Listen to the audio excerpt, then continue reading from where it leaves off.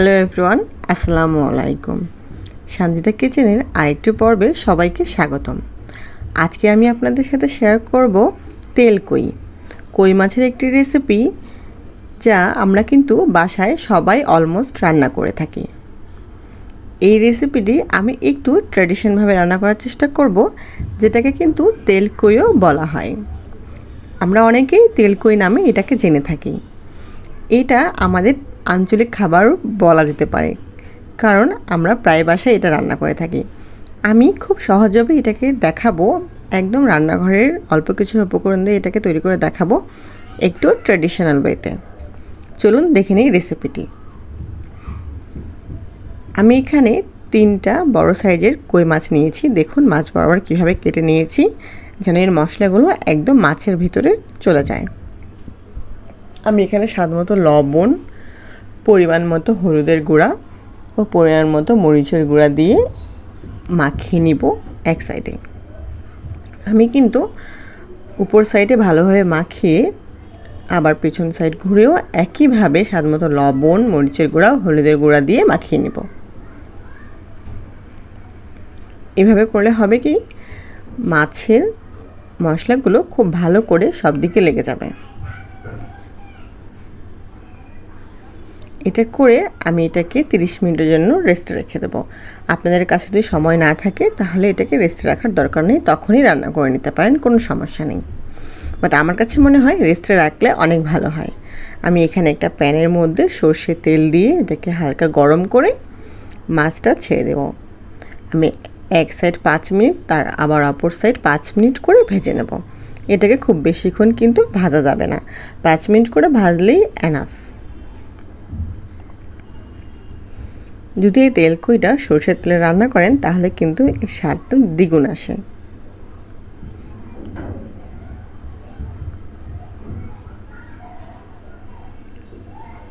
আমি এক পিঠ করে ভেজে নিচ্ছি। এখন আমি এগুলোকে তুলে নেব।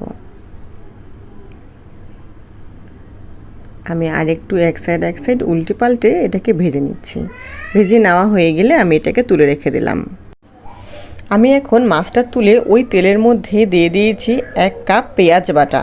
আমি এখানে পেঁয়াজ ও 2টা টমেটোকে একসাথে ব্লেন্ডারে ব্লেন্ড করে নিয়েছি। ব্লেন্ড করে এখানে আমি কিছু মশলা, দারুচিনি, এলাচ, লং, আদা বাটা, রসুন বাটা ও জিরা বাটা দিয়ে খুব ভালো করে কষিয়ে নিব। এখানে দিয়ে দিলাম হলুদের গুঁড়া, স্বাদ মতো লবণ ও মরিচের গুঁড়া দিয়ে এটাকে কষিয়ে নিচ্ছি। আপনারা এই মশলাটাকে যতক্ষণ কষিয়ে নেবেন ততই কিন্তু এর স্বাদ আসবে, কিন্তু পুড়ে ফেলা কিন্তু একদমই যাবে না।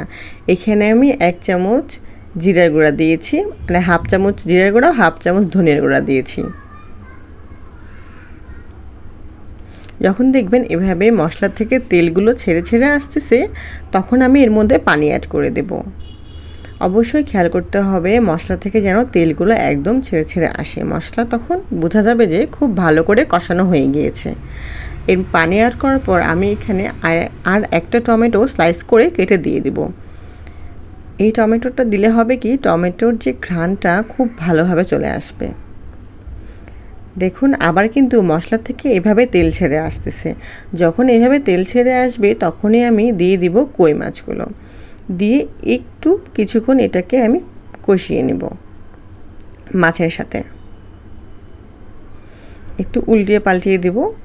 অবশ্যই একটু সাবধানে করতে হবে, মাছগুলো যেহেতু একটু বড়, ভেঙে যাওয়ার চান্স থাকে, তাই অবশ্যই এটাকে আপনারা সাবধানে করবেন।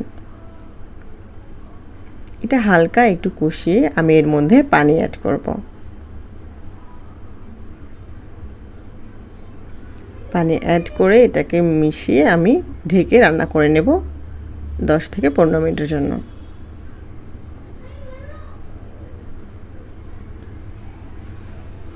10 থেকে 15 মিনিট পরেই দেখতে পাচ্ছেন আমার কই মাছগুলো কিন্তু অলমোস্ট রান্না হয়ে গিয়েছে। আমি এখন এটাকে নামিয়ে নিব।